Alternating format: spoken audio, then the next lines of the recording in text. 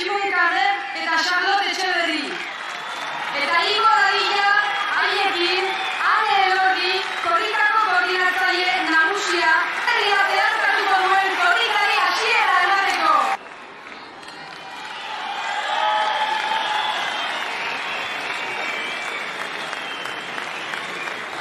Aurrera korrika, aitzina!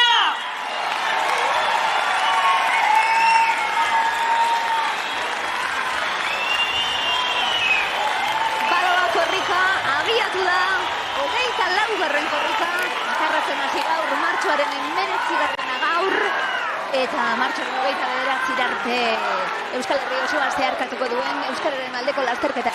Kiberoko botza, Irulegiko irratia, gure irratia, Antxeta irratia eta Mikuzeko irratia, bost irratiek bat gaur.